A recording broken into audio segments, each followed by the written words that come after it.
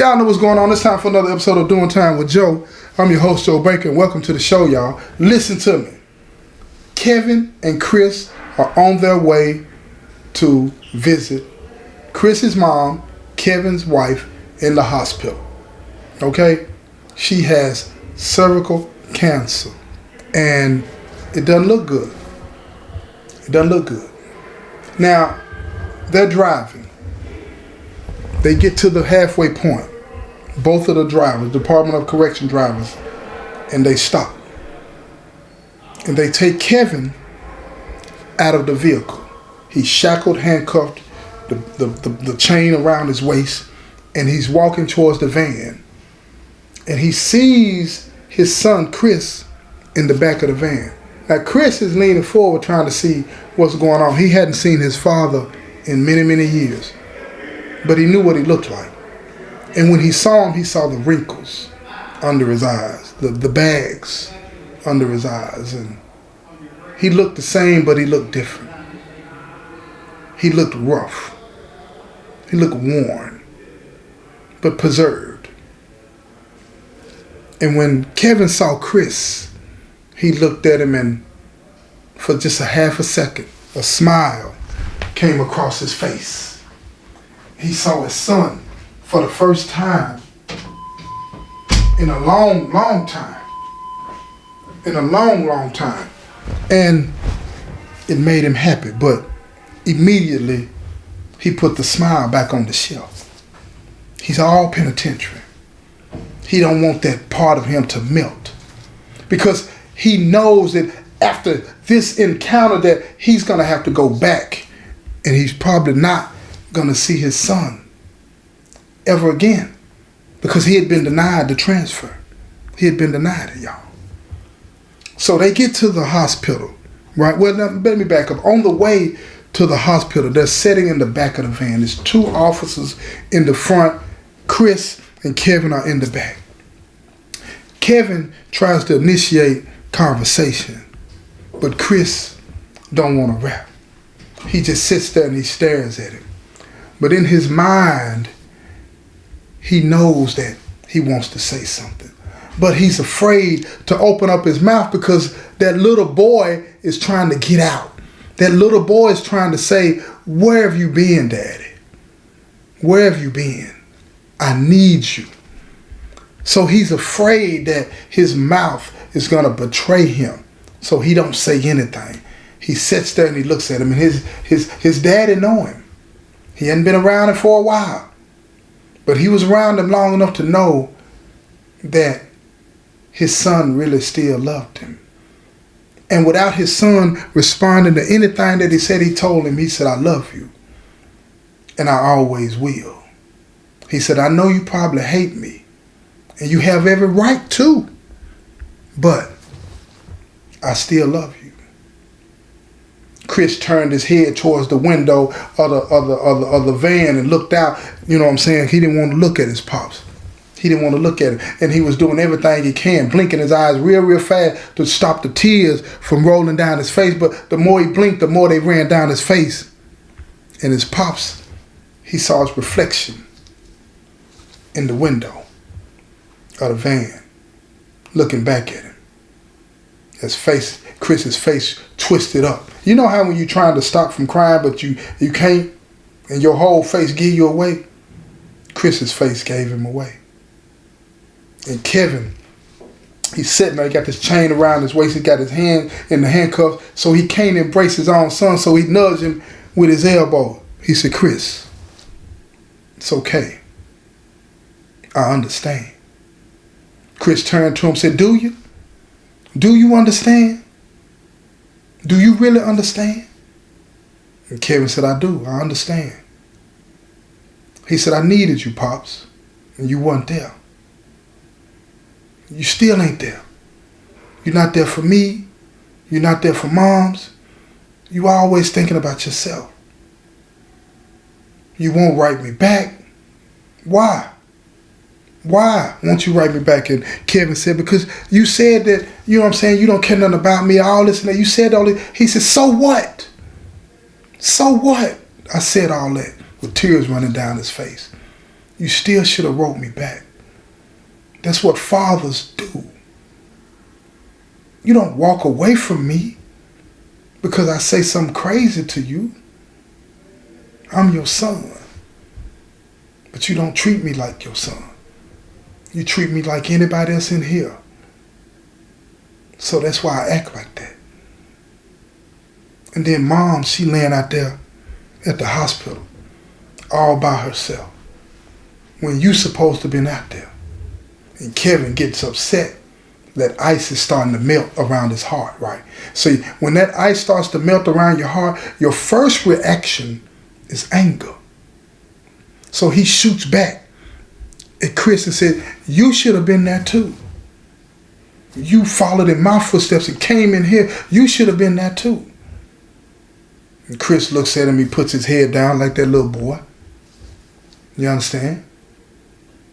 But then as soon as he bows his head, Kevin realizes that he went too far. He said, son, I'm sorry.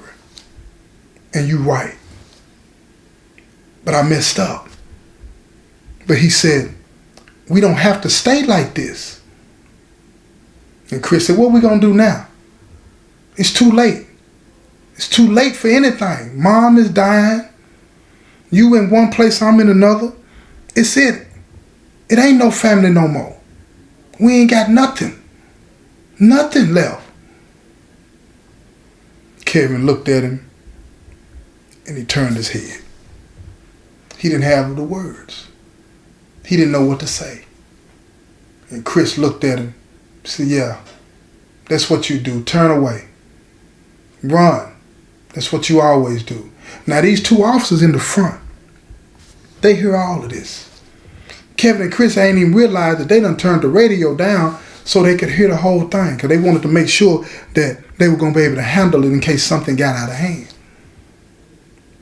And the officers up front, they were listening and they felt sad for Kevin and Chris because they had never seen a situation like this. They had never seen anything like this happen. So they pull up at the hospital and they get both of them out of the van and they tell both of them, look, you can embrace as much as you can, but that's it. No sitting on the bed with her, none of that kind of stuff. So they take them in and they get on the elevator. And the officer sees Chris' face got tears on it. So he takes a napkin out of his pocket and he says, son, let me wipe your face. Your mom don't need to see you like this. And he leaned his face forward and the officer wiped the tears off his face with his own napkin. And then he took the napkin and he put it in Chris's pocket. He said, keep that. They get to the room, they walk in and immediately Chris rushes to his mom's side and lays his head on her chest, totally ignoring all the rules and regulations that they had told him, you know what I'm saying, before they got there. Kevin walked in behind Chris and he looked at her and he leaned down and he kissed on her forehead. He said, we're here, baby. We're here. And she looked up at him and she said, I see. Weak. Her mouth was chalky white from dehydration. She was tired. She was weak. She didn't look like she had much left in her. So she said, look, I love both of y'all. And I need you to do something for me. And both of them in unison said, what is it? Anything. And she said, you need to love one another. All of this fighting, don't want to talk to each other, that has to end today. She said, you're not going to see me alive no more after this. This is it. I begged the warden to bring both of y'all out here together. And they agreed. So I could say what I'm saying to y'all. I love y'all. And I want y'all to reconcile. For me.